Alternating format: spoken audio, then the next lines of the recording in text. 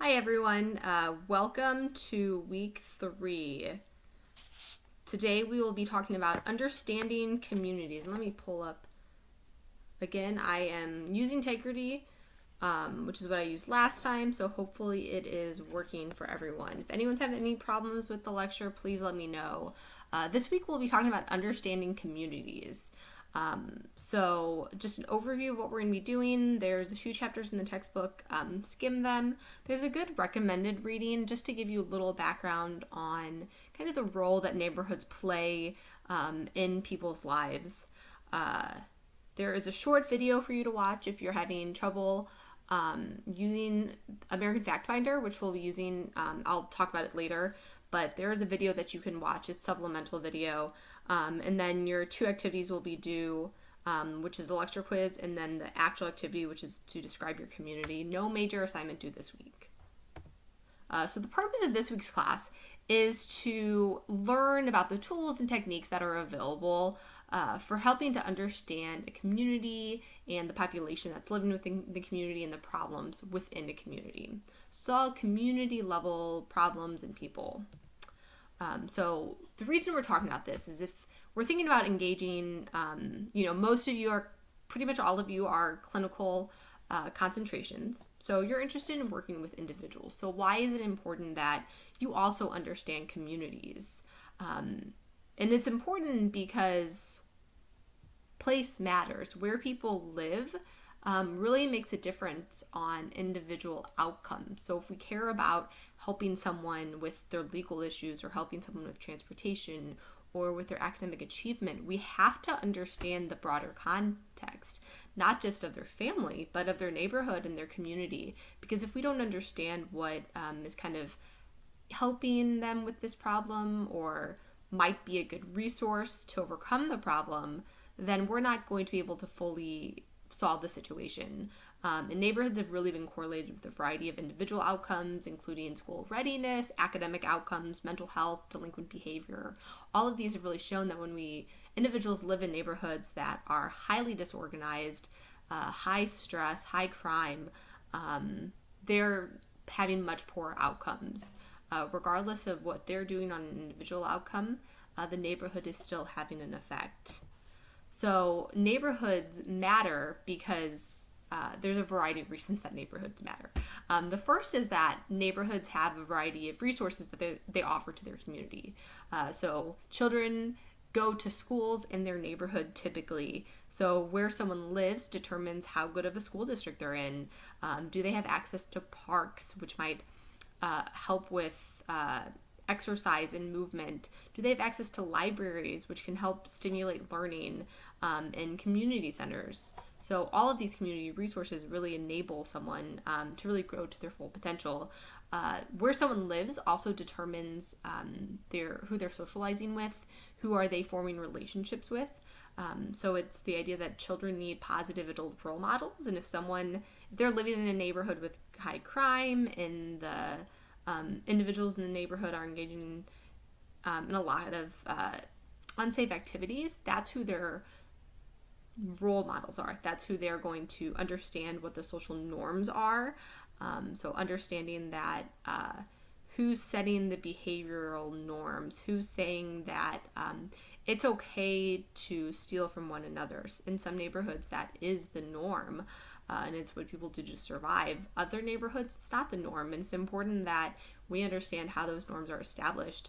Also, if we think about maybe education outcomes in some neighborhoods, getting a high quality education is just not the norm, and children really kind of see that and take that in when they're making their personal decisions. Neighborhoods also place a lot of stress on individuals if it's highly disorganized, high crime. There's a new idea, it's called allostatic load. So it's the idea that when we're living in situations where there's just a lot of stressors, it might be that there's high crime, that there's a lot of noise, always a lot of activity going on, highly disorganized. It's just really adding a lot of stress to our lives, and that stress can impact our health and just the individual well-being. It's not just mental health, but physical health as well.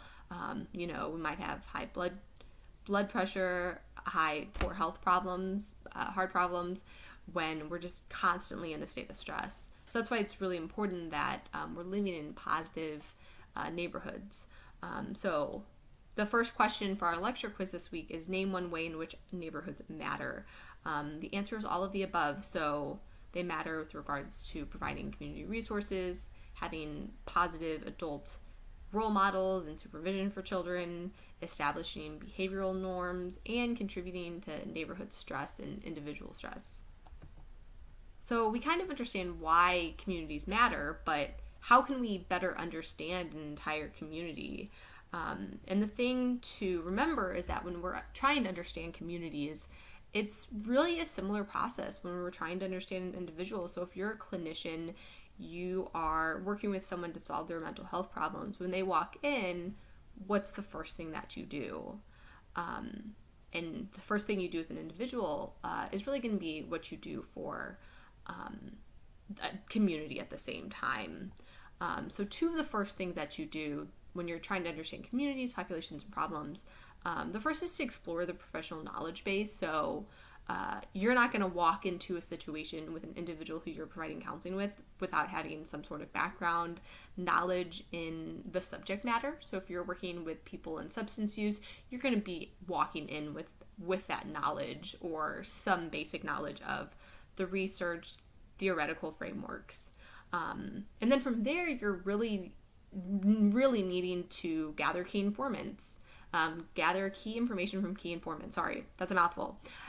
So you're not just, when you're meeting with an individual, again, if you're trying to solve their mental health problems or substance use problems, there's assessments that you're completing. So you're asking about their, the extent of the problem in their life, what's their background, what's their family situation. You're asking them a lot of questions. And those are the same questions that you're going to be asking on the individual level. So when we're looking at first problems, so the first thing you're going to be doing, you're going to really start with exploring the professional knowledge base. So what's the community problem, and what are the theoretical backgrounds? So let's say a community has a high crime problem. So what does the research tell us about the underlying causes for crime in a neighborhood, the theories on crime? You're going to need to know what's the research. So it's not just looking at peer-reviewed journal articles, that includes the knowledge base, but also agency-based information, so contacting organizations in the neighborhood or in the area who work on that problem to understand what does their agency data kind of tell us about it. And of course, it's also gathering information from key informants, so it's talking to people who are currently experiencing the problem, looking at the community conditions that are enabling the problem. Are there relevant historical incidents that are kind of being linked to the problem as well? So this is just to kind of further your understanding of the situation. When we go to understand populations, again, so for all three of these, we're starting with exploring the knowledge base. That's the second question for our lecture quiz. So what's the first thing you do to understand a problem? Explore the professional knowledge base. That's the first thing you do. So for populations, it's no different. So try to read a little up about the background of that population before you just kind of jump in there, so you kind of can gauge the population. Don't let the knowledge base completely taint your opinion of the population. You have to talk to the people as well, but make sure you have some understanding of the history of depression and discrimination in that community and that population specifically, because you don't want to say or ask questions that that someone might find offensive. So make sure you have an understanding of how that population has been treated over time, and what's their role in the community, and make sure that you're gathering information so that you're interviewing people, listening to people's experiences, who are experiencing the problem, who are the people who are advocating for them in the community. So it's just being able to reach out to individuals. Communities, to understand a community is similar as well. So thinking about the professional knowledge base. So I love to compile maps and demographic data. I love maps and graphs and tables. And that's how you can really understand, what does this community look like? Who's in this community? What is it comprised of? And then you can just getting more information from the people who live there. Who are the key community stakeholders? Who are the people in the community who are making the decisions? Make sure you're talking to them and understand what they think the problem is, their opinion of it, and really taking that into consideration. Not just interviewing one or two people, but interviewing lots of people to really fully engage in the community experience. So when we're compiling data on the community, so most of the rest of the lecture is looking at the community level. How can we compile data on the community? There's a lot of resources. Your textbook has a nice list on page 92, resources for data collection. So when we're talking about compiling data on the community, so it's understanding racially, income-wise, economically, how many businesses are in the community, all of these demographics that really help you understand the trends in the community. FactFinder has a lot of great demographic resources. There's great health statistics through the CDC. CDC also has information on older adults, and there's always school information on the government website, criminal justice information, foster care, disabilities, immigration. There's a ton of stuff out there. And now that people are starting to choose what their community is for their community assessment paper, I'm happy to kind of point you in the direction of where can you find the best statistics for what you're really looking for based on your problem and the community level. So feel free to email me and I can guide you in that direction. A really good place to get started, and where we're going to be getting started for this week's class, is using American FactFinder. So this is using information primarily from the census data or the American Community Survey, which is the survey that's in between the census, because we can't survey everyone. So I'm going to show you on my computer the Census FactFinder just has a lot of really good demographic information, and you're going to need to do this for the activity this week. So if you pull up, so just go to American FactFinder, copy and paste that website that is on this slide right here, that where it says community facts. And what you can do is you can pull up a lot of specific demographics about your community of choice. So what community did you choose for your community selection paper that you should have turned in by now, if you're watching this on Friday or after. So figure out what the community is, and you're going to find information about it. So I'm going to choose a zip code. So everyone should either have a community that's either a neighborhood or on the city level. I don't think anyone should be doing anything above the city level, on the county or the state level. That's a little too higher level. So let's think about if you're doing a specific neighborhood. The FactFinder might not have it neighborhood specific, but what you can do is figure out what zip code that neighborhood is in, and you'll be able to pull that information from that level. So I'm going to choose to do it on my personal zip code where I live. So I live in Southwest Gardens, which is a neighborhood in St. Louis City. My zip code is 63139. I'm going to click go, and it's going to pull up a lot of information about where I live. So the first is we can see the population total. So right now all of these are different tabs that provide a lot of information. The population total is about 23,000 people live in the zip code. But there's a lot of others. This is based on the census data. We can also pull population estimates from 2007, not available. The American Community Survey in 2016 is saying about that similar amount. So let's say that I want to know the age of my population. So if I click age, the median age is 38. It can give you some very specific information. So if we choose these other tables for this demographic, we can look at age and sex, which is going to tell us, how old are the people who live here. So we can see that, again, the average is about 39. The sex ratio males per females is about even, so even number. We can see that what percent of the population is under 5, so about 5% is under 5. About 1.2% is 85 years and older. So all of these, depending on what you're interested in, what you're looking for, different statistics will be helpful. So I'm going to go back And let's say that I care about education, which I do care about.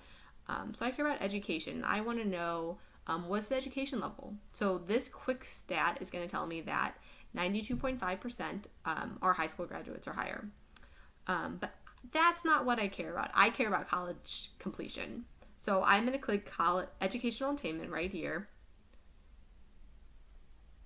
And this nice little table is going to tell me the education level based on age. So I care about the population 25 years or older because the population 18 to 24 years is still kind of in college.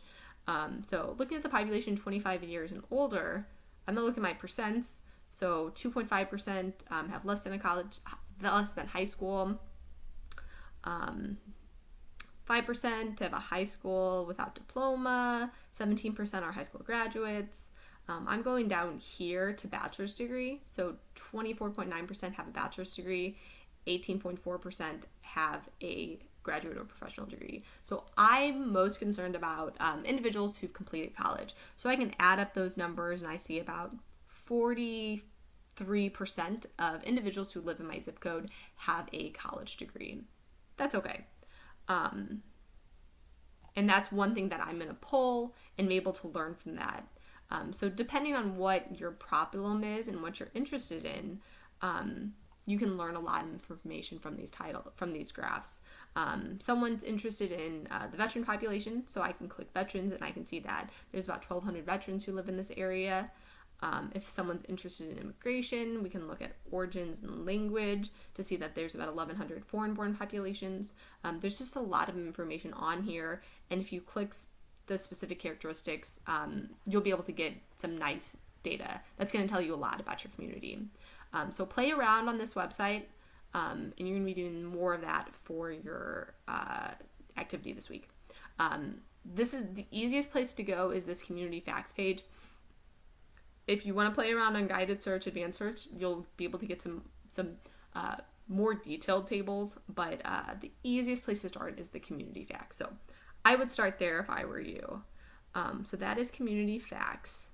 The other great thing that I love to do, I love to make maps. So the nice thing about maps is you can really see how areas compare to one another. I was really able to see on my table that about 43% of individuals in my zip code have a college degree or greater. That's cool and all, but how does that compare to, let's say, a different area in the country? I have no idea because it only gave me a table for that one area. So if I wanted to know how it compares to, let's say, the zip code next to me, I would have to look up that zip code. The nice thing about maps is you can make maps that show how that varies across the country. How does educational attainment vary across the country? How does crime vary across the country or across specific zip codes in St. Louis? And there's a lot of really, really good map makers. I love map makers. My new favorite map maker is Social Explorer. That is your third question of this week. What is Kristen's new favorite mapping tool? Social Explorer. I would highly suggest it. You do not have to make a map for your activity this week, but that doesn't mean that you shouldn't. If you're like me and you like maps, please feel free to make a map. Bonus points if you want to make a map. So if we go to Social Explorer, the thing that makes it unique and you know it's extra good is because you can only log on using your SLU ID. So SLU pays for this resource. So I'm going to go up here to my Social Explorer tab. I'm already on here. So I'm going to go on. So if I put that link in, it's off-campus access. So you're going to have to put in your SLU net ID and your password, log in, and it's going to take you to this really nice fancy page. So you know that it is good if SLU is paying for it. So it makes you really nice maps that help you tell a story. So I'm going to click Start Now. I'm going to open it up.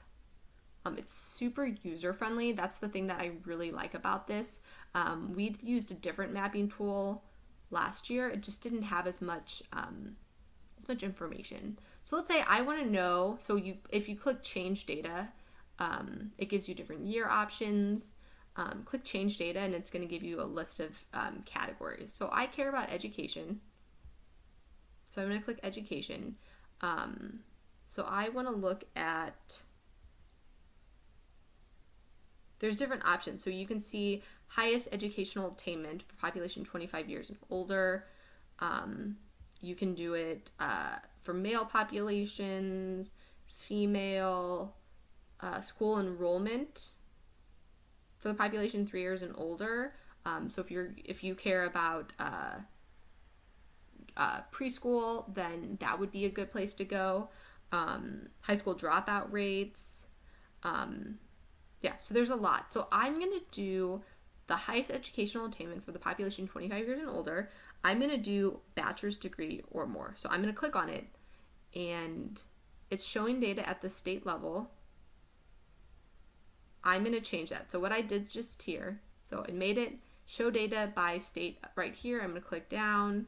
It's not going to, it was on automatic. I'm taking it off automatic, and I want to know how it varies by census tract. So census tract is, it's like really small areas. So like St. Louis City probably has like 20, 30 census tracts. I don't know the specific number who live in each census tract, but we can zoom in and you can kind of see. So this really helps me look at very specific differences.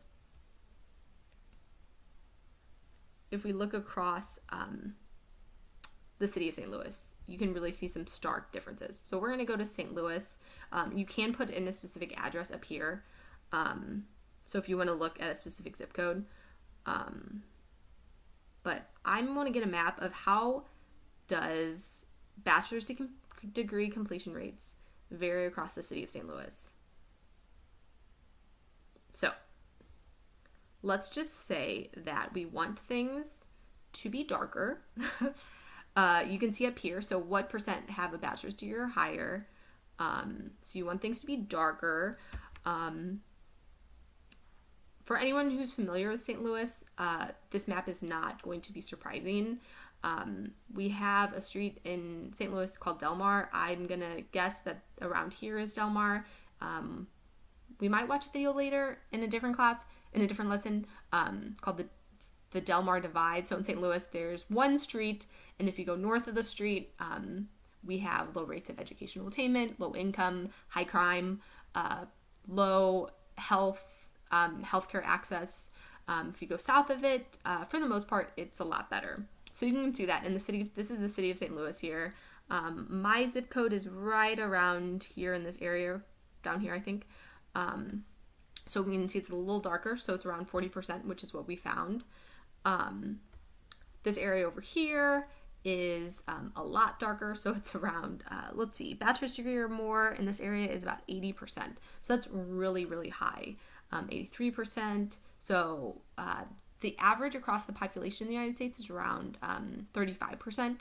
I don't know if that surprises people. I do a lot of education research, so that is sad. It should be higher than that, but that is what it is. It's about 35%, and it varies a lot by race. So I'm not going to go off on a tangent, but you can use this to really look at differences. So this is bachelor's degree or more. Let's say I want to look at something else. Depending on what you're looking at, you might not always get it at the census tract level. So now I'm looking at income. Let's look at the number of incomes, the number of households. Let's look at median household income. Okay, so I'm going to go to median household income, and it's showing the data by census tract. Did you notice a difference? Did you realize that I just changed maps there? Probably not, because they look the same. So you can see that income is so completely related to income. Education is related to income. I just changed maps. I just went from education to income. You can't really tell a difference because this area over here, which is West County, high income, high education. This area over here, low education, low income. Where I live is about medium. So this is just, you can do a lot of tools depending on what you're interested in. They have the number of veterans. I know that someone's interested in that. They have some health questions. A lot of the health information is on the county level, so you're not going to be able to look at individual census tracts, but you will be able to compare counties. So there's a lot on there. Play around with it. It's just a lot of good tools to help you really compare. So Social Explorer is my new favorite tool. There's good crime data on the Metropolitan Police Department. So if you're looking for crime data, you can look at there. Social Explorer does have crime data. Most of these other links that I have, the crime data, the housing searches, most of those you can find on Social Explorer. Yeah, but there are some additional links for other mapping tools that you can look at if you're interested in them. That is all we have for today. Okay, so our activities for this week, number 1 is we have our lecture quiz. So these are all due by February 8th. Complete your lecture quiz, should be super easy. The second thing I want you to do is to describe your community. So you're going to be turning in a series of tables, or it can be one table if you have all the information in one table, which would be awesome. I want to understand the community that you chose for your community assessment paper. Understand it. And the way that you're going to understand it is by making demographic tables, and I at least want to see one graph. So the information that you're going to be presenting, and I don't have Blackboard open right now, but on Blackboard I do have an example that I made. I would highly suggest following that example. It's nice and clean, clearly presents the information. So I want you to show at least these 8 pieces of information: the number of people, the age, race, gender, some household data, maybe like the percent who's in a single parent household, housing data, so maybe renter occupied versus owner occupied, economic data, so that would be income, unemployment rate, education levels. So you can pick and choose what specific data you want to pull. You don't have to choose specifically what I pulled, but make sure you have some of this information. I want you to make at least one graph. Either you don't have to use Excel. I don't want it handmade. It should be made by some sort of computer program. I will quickly show you how to do this in Excel. So essentially what I did, if you pull up Excel, you can do the same thing in Google Docs. So everyone has access to Sheets, Google Sheets. A link to it is in my SLU. You can do the exact same thing there. But if you open up Excel, so you can see that in one column, you're going to have your variable information.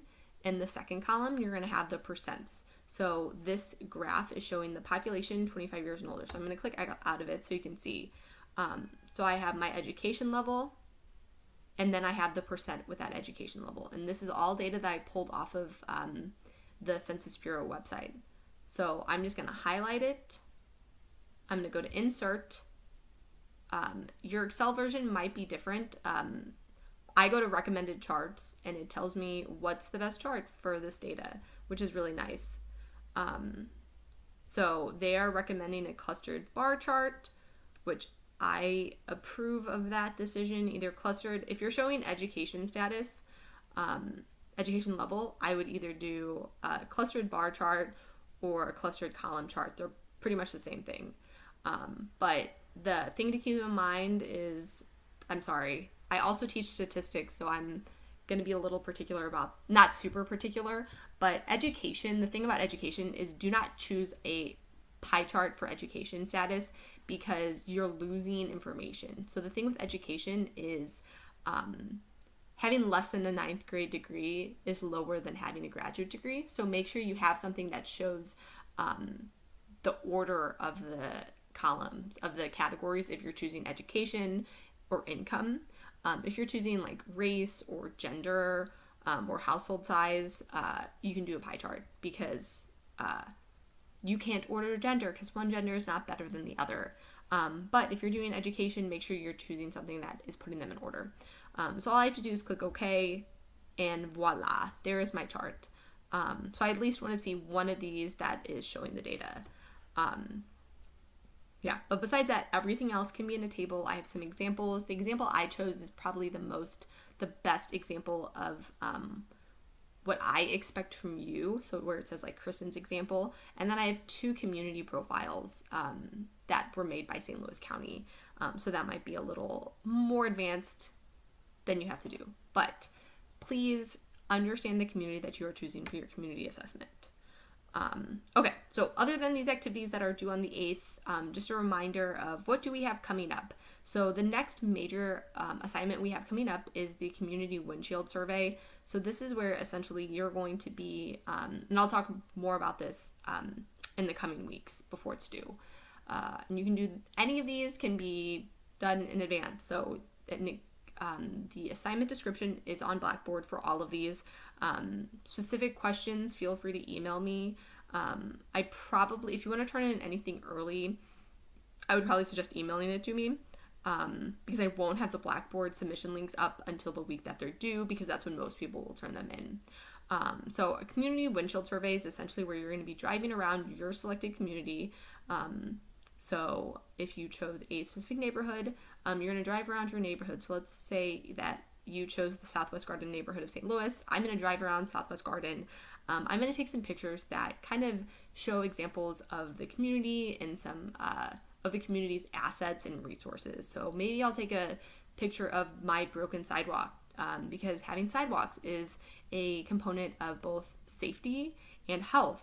Having, safe sidewalks, safe places to walk around and not get hit by traffic is important, but it also, encourages walking around and movement.